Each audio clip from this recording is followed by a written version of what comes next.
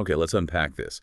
We're jumping into another deep dive for Hidden Front history. And what we do here is try to uncover those complex, intensely human stories that so often get lost in the grand sweeping narratives of war. Exactly. And today, we are going deep into a specific, really shocking moment on the island of Saipan that it completely challenges everything we think we know about the dynamic between enemies and what surrender even means. It really does.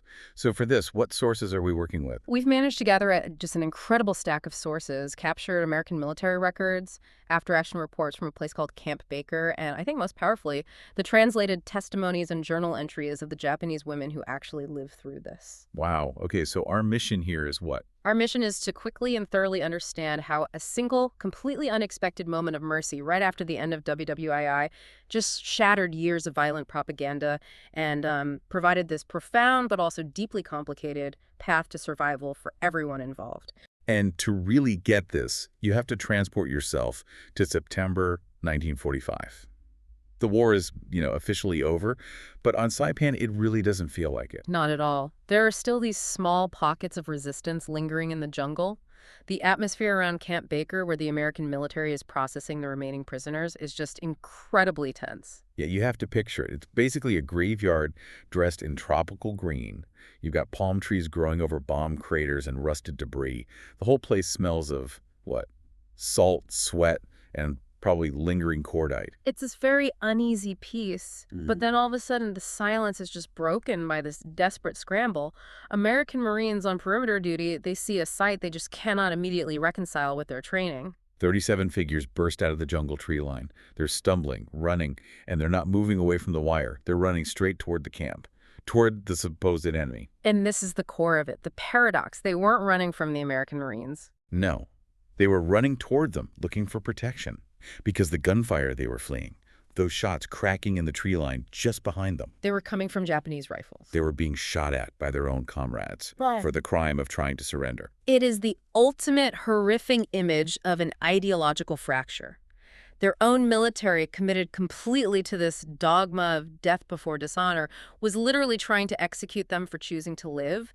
And their designated enemy, the so-called demons, suddenly became their only possible sanctuary. That is the essential cognitive break we really need to dig into today. How did a spontaneous command from a single Marine corporal just yelling, "Don't shoot, they're women," and the subsequent consistent American gesture of dignity challenge everything both sides had been trained for years to believe about war, honor, and humanity? We are going to trace the long, agonizing journey of these women from what was certain death to a life burdened by guilt but ultimately saved by an unbelievable, unexpected act of grace. Right, so to get this, we have to start with the ideology, this idea of death before dishonor. We have to. To truly grasp why this moment was so pivotal, you have to understand that for the Japanese military and for the civilians indoctrinated by them, this was not just a slogan. It was the foundation of their national identity, of their sacred loyalty to the emperor. And our sources really hammer this point home. Capture wasn't just a defeat on the battlefield, it was seen as the ultimate unforgivable shame. It was worse than any kind of death. Far worse. It meant disgrace for your family, for the emperor, for the entire nation. And you see this doctrine most clearly during the intense fighting for Saipan back in July of 1944. Saipan was a moment of profound national trauma, wasn't it? A real turning point because the entire population there, military and civilian, they really embraced this philosophy. They did. After the main battle was lost, you had thousands of Japanese civilians, men, women, children choosing suicide. They were jumping from cliffs, places we now call Benzai Cliff, rather than submit to being captured by the Americans. And why? I mean, why would they choose that? Because the official Japanese propaganda machine had spent years spreading the most terrifying lies imaginable. They were told, explicitly and repeatedly, that if they were captured, the Americans would graphically torture them, mutilate them, kill them, or even worse in their view, subject the women to unspeakable humiliation and degradation. So for these 37 women who are still alive on the island in September of 45, after surviving for more than a year in hiding, that doctrine would have been just baked into their bones. Precisely. Now we jump ahead over a year later to this uneasy aftermath. Japan has officially surrendered. The emperor himself has announced the end of the war. But that message, it hasn't fully penetrated every corner of the Pacific, especially not these deep jungle hideouts. Right, and the sources say that Camp Baker, sitting there in the ruins of Saipan, was still dealing with these little pockets of Japanese soldiers who just refused to believe the surrender was real. They were convinced it was a massive, sophisticated piece of American propaganda, a trick designed to lure honorable Japanese soldiers into shame. And this denial, this absolute insistence on maintaining the fight, is what created the horrifying crisis for that group of 37 women, including a woman named Ko, who was a former field nurse. And Ko's testimony later confirms just how bad their situation was. Oh, it was dire. They had been living in a state of continuous, literal starvation since the battle in 1944. They survived by hiding in deep, damp caves, subsisting only on whatever meager scraps they could find. So we're talking about eating roots, chewing on grass, hunting insects, all while constantly battling disease and malnutrition. They were at the absolute limit of human endurance, and it was that endurance that finally led to the terrifying catalyst for their flight. The remaining hardline Japanese officers in their sector, refusing to acknowledge defeat or endure the disgrace of capture, they decided on a mass suicide for the entire group. And crucially, not just for themselves. No, not just themselves. They were planning the execution of every single woman under their command. The sources even detailed the argument they were having. They were debating whether to shoot the women first or to march them all to a cliff face and force them to jump, just to ensure that honor was preserved. The psychological horror of that is just. Yeah. It's hard to fathom. These women had suffered for over a year, hiding, starving, risking their lives every day, all in the name of loyalty, of survival for eventual return to Japan. And now the very men they trusted, their own leaders, were deciding to murder them, labeling them as disposable liabilities in the name of this abstract concept of honor. That's the moment, isn't it? The moment where the survival instinct just completely overwhelms years and years of indoctrination. It had to. They recognized in that instant that they were facing two certainties: death by American hands, as the propaganda promised, or death by Japanese hands, as their officers commanded, so they chose the slim possibility of life. The women chose to run. Which brings us back to that truly chilling detail. As they burst through the foliage, running toward the American perimeter, seeking that one slim chance, Japanese rifles cracked behind them. They were targets of their own side. That act, running toward the enemy, away from their comrades, was the unforgivable crime. The crime of choosing survival over the state. So they're caught in a literal kill zone between two firing lines. The Marines, they see movement at the perimeter and they immediately prepare to engage. And this is where a man named Corporal James Mitchell enters the story. He's a young guy on perimeter duty, rifle ready, trained reflexively to shoot at any movement coming out of that jungle.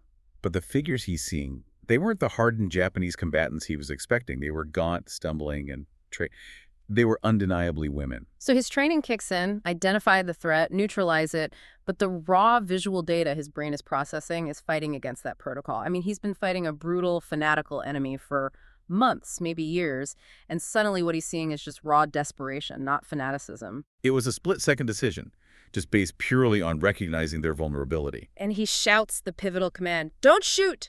They're women!"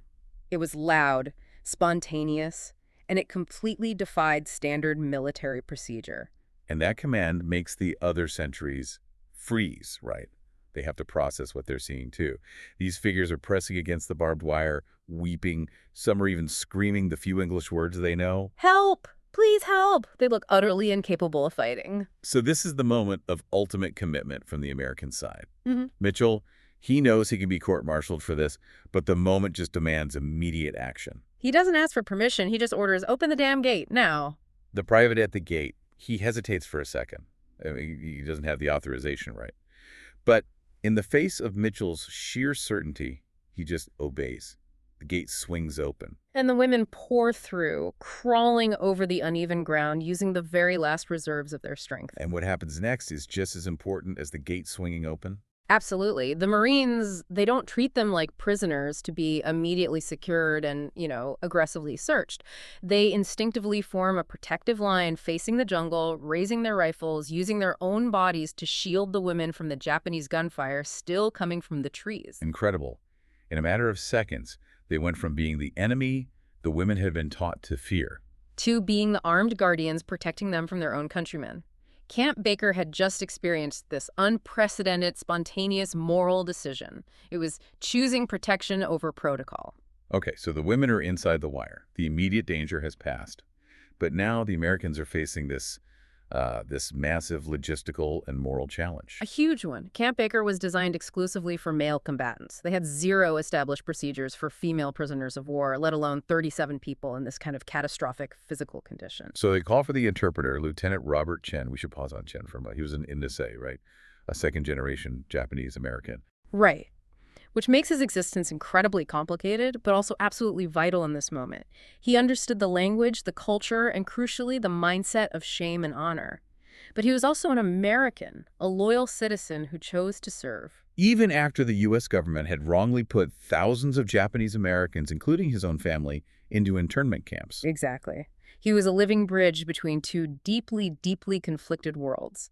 So when Chen arrived, the women were just huddled together, surrounded by these nervous, unsure Marines. He approached them slowly, hands visible, speaking quiet, careful Japanese, just assuring them they were safe. And it was Ko, the former nurse, who finally spoke first. Yes, and she gave this devastating testimony. She detailed their year of hiding, the agonizing diet of grass and insects, and the officer's final decision to execute them all as traitors. This wasn't just a translation for Chen, it was the unfolding of a true horror story. The impact of Ko's story on the camp staff, especially the medical team, was immediate. Profound.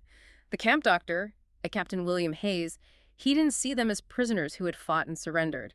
He instantly recognized them as victims of their own military's fanaticism. And his order marks that crucial shift in their designation. Right. His order was swift and clear. They are not combatants, they are patients. And he followed it up with practical commands.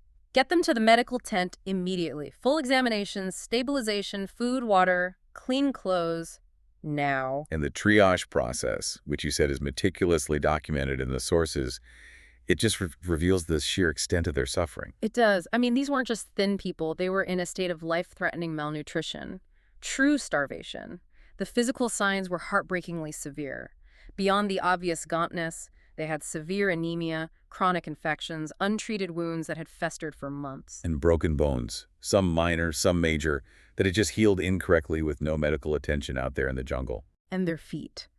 The sources described torn, bleeding soles, chronic infections, deep cuts from walking barefoot in the jungle for over a year.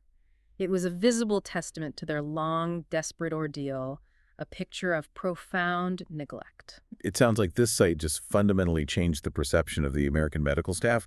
They were used to combat wounds, but this was different. It was. This was the physical toll of ideological fanaticism and abandonment. They were dealing with the effects of self-inflicted ideological cruelty. We have that incredibly moving anecdote about a corpsman named Danny Walsh, a young guy from Iowa. He was tasked with treating a young woman named Yuki. Right. Yuki couldn't have been more than 18, but she was completely shut down, unresponsive, just staring straight ahead. The trauma had built a wall around her. So Walsh, being thorough, he starts cleaning the cuts on her feet. And the description captures this really delicate process. He's moving slowly, gently scrubbing away the dirt and the infection. And Yuki flinches at first, but then slowly, almost imperceptibly, she relaxes under his care. And the real moment comes when he finishes and applies a clean, fresh bandage. Yeah. Yuki looks at him, then down at the bandage, with an expression the source describes as confusion mixed with disbelief. The act of simple, selfless kindness care that wasn't born from duty to a comrade, but from basic humanity toward a stranger. It was a language she had forgotten how to speak. She was receiving care from the very person she was taught would mutilate her. That confusion, that blank shock, it just encapsulates the psychological damage, doesn't it? It really does. It showed that the dehumanization preached by the Japanese military had been so successful that the simple act of receiving dignity was physically jarring.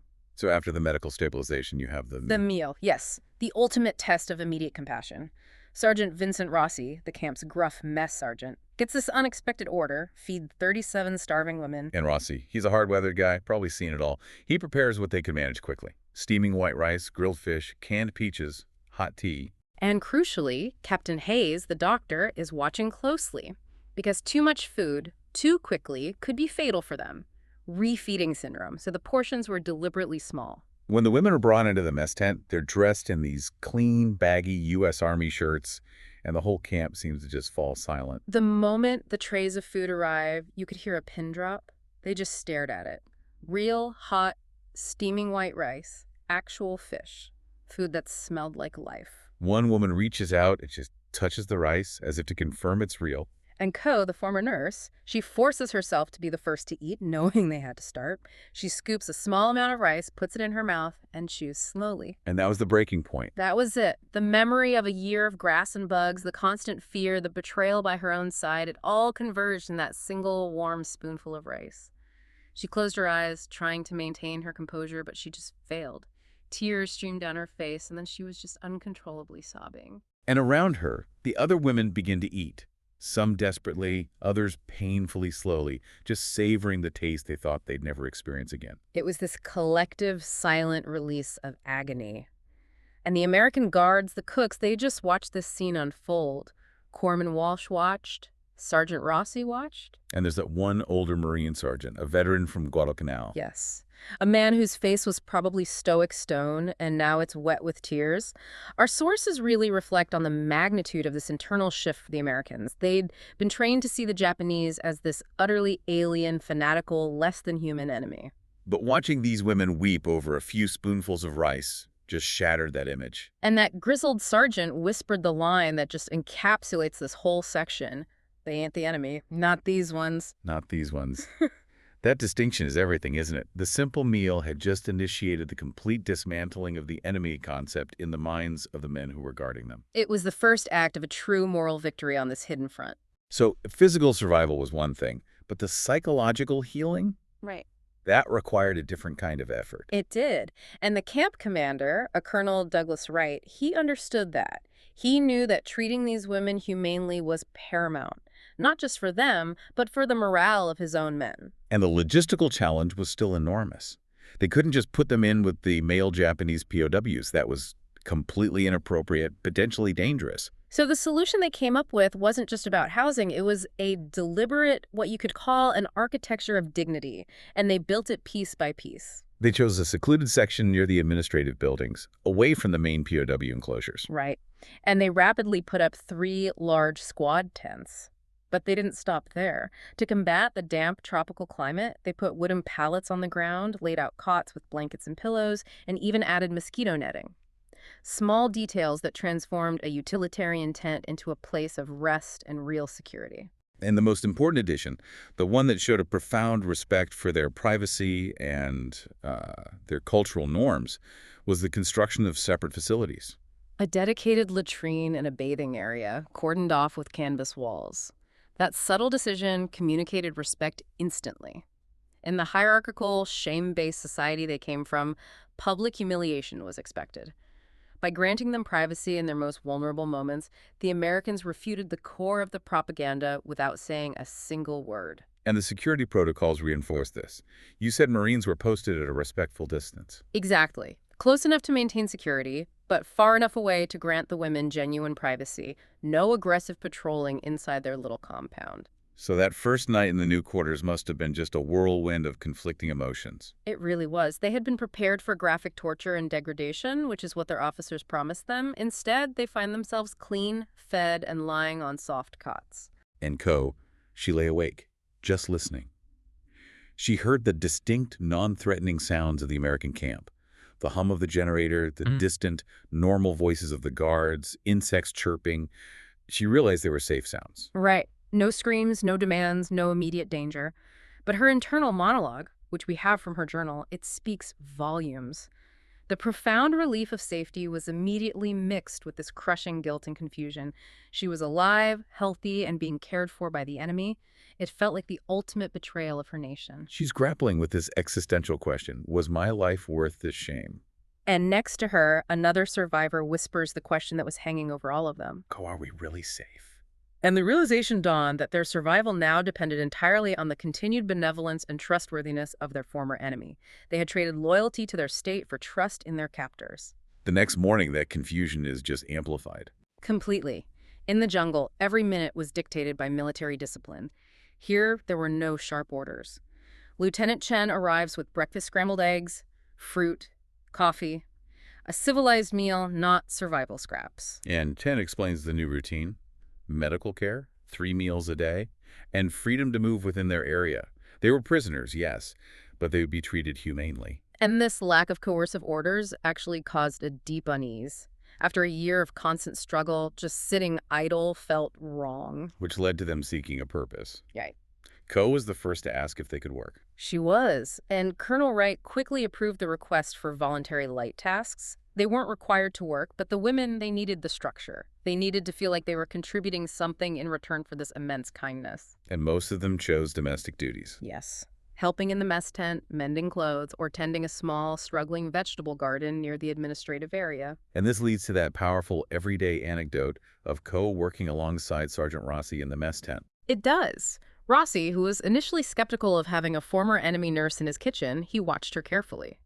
But Coke was quiet, efficient, methodical, and she soon demonstrated this innate skill for cooking rice, perfectly steamed, fluffy, consistent. A skill Rossi's own cooks had apparently struggled with for years. Right. And this professional interaction quickly morphed into grudging respect and then genuine, mostly nonverbal communication.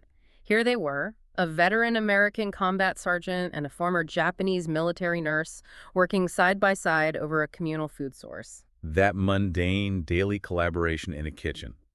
It was one of the most powerful challenges to the concept of the enemy you can imagine. As the women stabilized physically, the psychological pressure just intensified. It was fueled by this agonizing realization, the cruel paradox of American abundance set against the devastation of their homeland. And the Red Cross mail system was the catalyst for this, wasn't it? It allowed them to communicate with their families back in Japan, and the outside reality just came crashing down. It did. When the replies finally arrived weeks later, the letters painted a picture of absolute ruin. Japan wasn't just defeated, it was decimated. Cities were ashed from firebombing, families were scattered, living in rubble, and chronic food scarcity was rampant. The accounts were just heartbreaking. Detailed descriptions of malnutrition, sickness, families reduced to eating tree bark soup just to survive. And Ko received a sparse but devastating letter from her mother, confirming that her father had died back in February from illness and a lack of food. And those words, translated by Chen, stood in just the starkest contrast to her own reality. I mean, she's sitting on a soft cot, clean, healthy, eating regular, nutritious meals. Well, her family is starving. The sources describe the guilt as crushing, almost paralyzing. She felt her very survival was a betrayal, a luxury bought at the expense of her struggling nation. And this overwhelming contrast, it started a deep philosophical debate among the women, right? They're observing this staggering American wealth all around the camp. Everywhere. Soldiers are grumbling about their rations, but those rations look like feasts to the women. Supplies, medicine, clean uniforms, they just arrive constantly. And Fumiko, the former teacher, she tries to rationalize it. Yeah. She offers a really chilling theory. She does. She says, they can afford to be kind. When you have everything, generosity costs nothing. She was suggesting that the kindness wasn't a reflection of some moral superiority, but just a byproduct of staggering abundance. But Coe, having seen the faces of Corporal Mitchell, Corpsman Walsh, Sergeant Rossi, she begins to disagree. She saw a consistent decency that seemed to go beyond mere resource allocation. It felt like an active choice, not passive surplus. And this consistent decency was what truly began to chip away at the propaganda. And this chipping away, it happened through these small, intensely personal, and completely unnecessary gestures. Yes, like we go back to Corpsman Walsh and Yuki. During a routine checkup, Walsh found Yuki sitting alone, withdrawn. He pulls out a Hershey bar, a common item for him, breaks it in half, and just offers it to her. And for Yuki, a piece of chocolate. A luxury she couldn't have even imagined in the jungle. It was like a miracle. She looks at it, then at Walsh, takes it, and the trauma just seems to lift for a moment.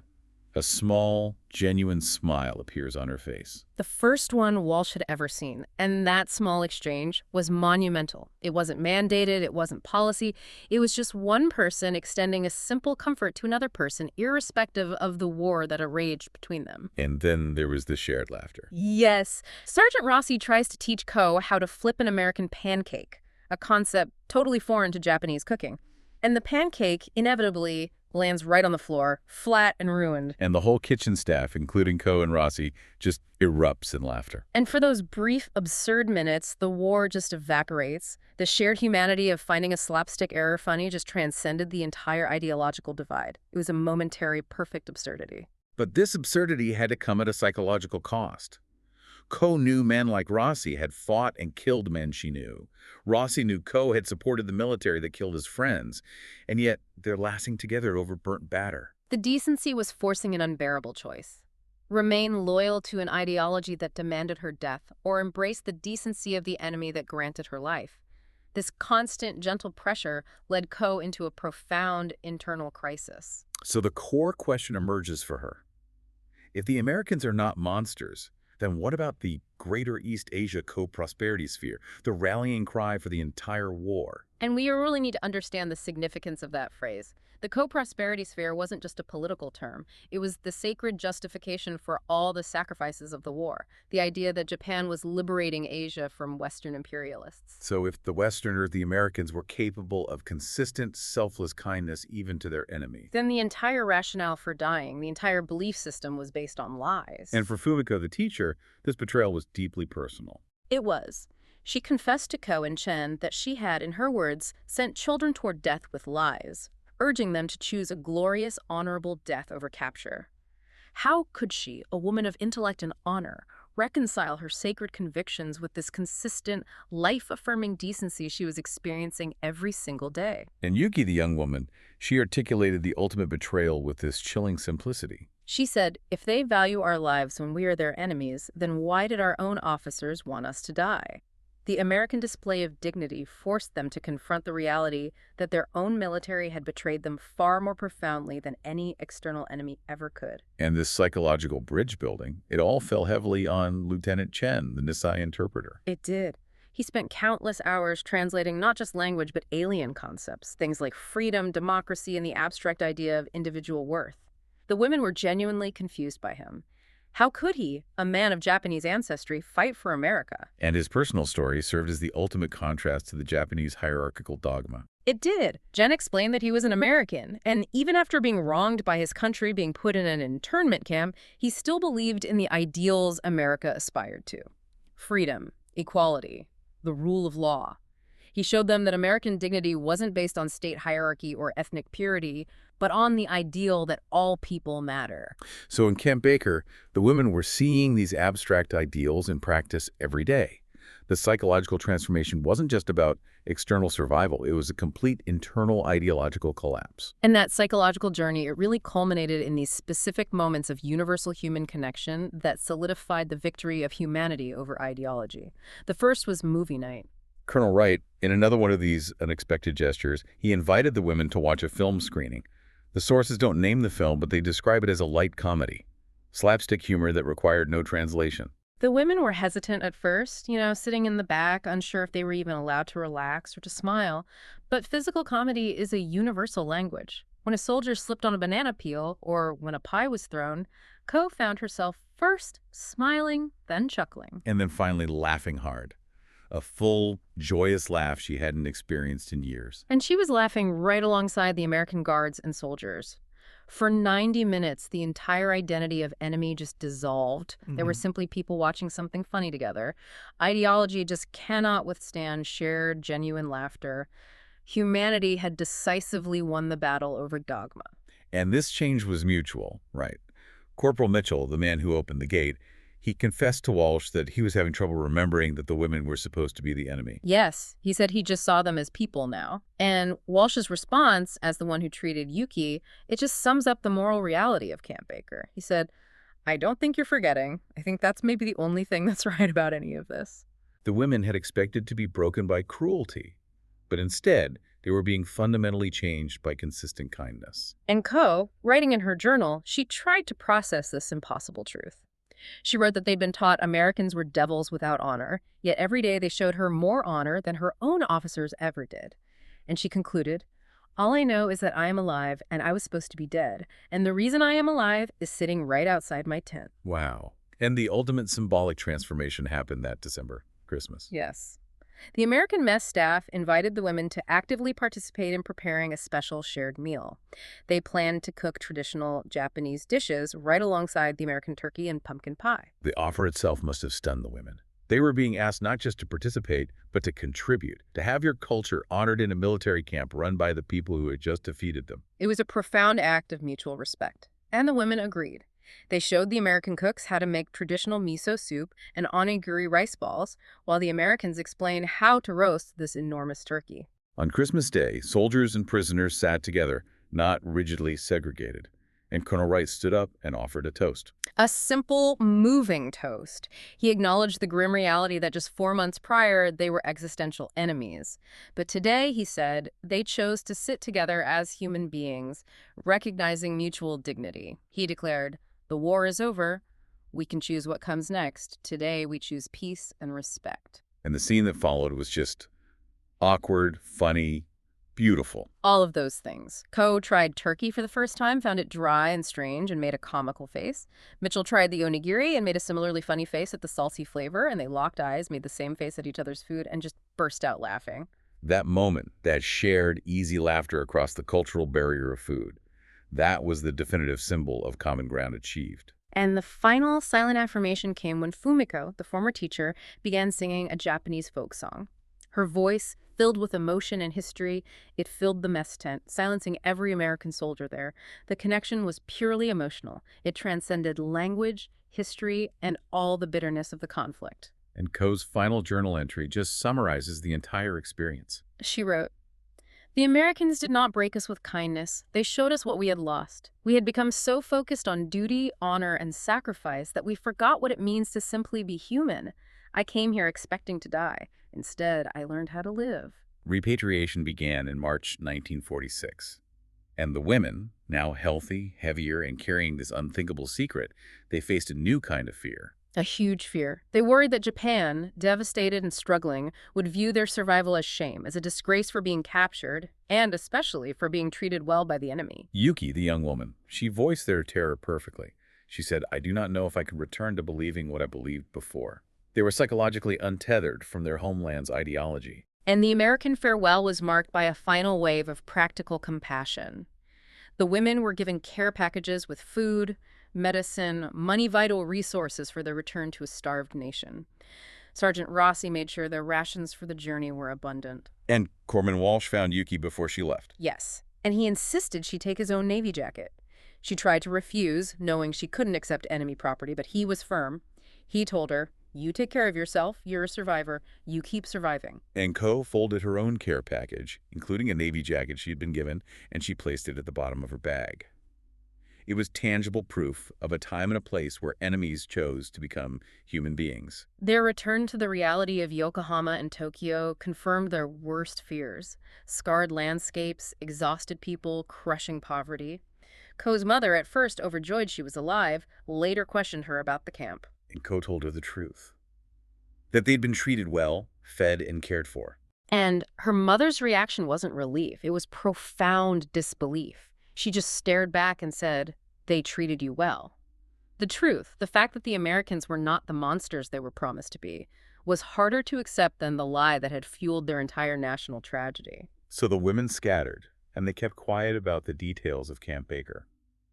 Post-war Japan just wasn't ready to hear stories that contradicted the sacred narrative of sacrifice. But Ko and Fumiko became teachers, and they planted what they called small seeds of truth in the next generation. She never spoke of the camp directly, but she taught her students a new lesson about the war. She'd say, "Wars are fought by governments, but they are survived by people, and people, regardless of which side they are on, have far more in common than propaganda tells you." Decades later, Ko finally told her daughter the full story. And she explained the silence. She said, "People do not want complicated stories. They want heroes and devils. The truth is that the people I was taught to fear showed me more kindness than my own commanders. That truth is too difficult for a nation to accept quickly." And the lasting symbol of it all remained that Navy jacket.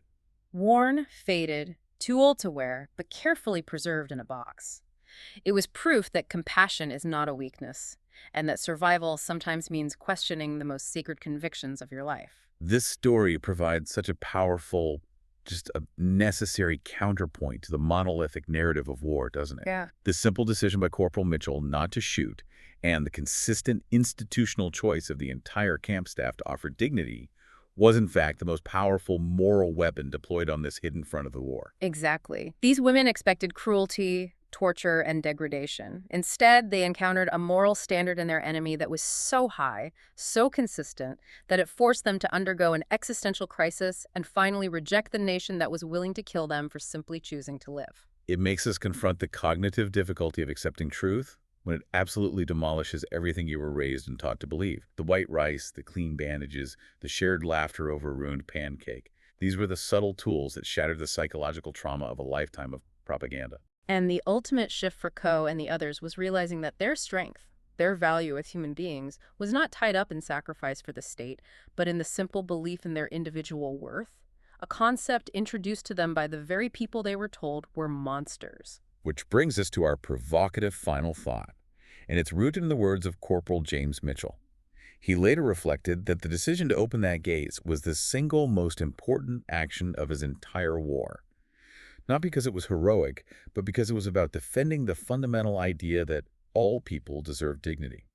And if that level of compassion, that fundamental recognition of humanity is possible between official, warring, existential enemies, people conditioned for years to fear and hate each other, what does that say about the trivial ideological barriers and the unnecessary hatred we allow to exist in our everyday lives? The story worth remembering is what happens when people choose compassion over cruelty, even when every protocol tells them not to. And that, my friend, is where we leave this Hidden Front History deep dive. Thank you for joining us.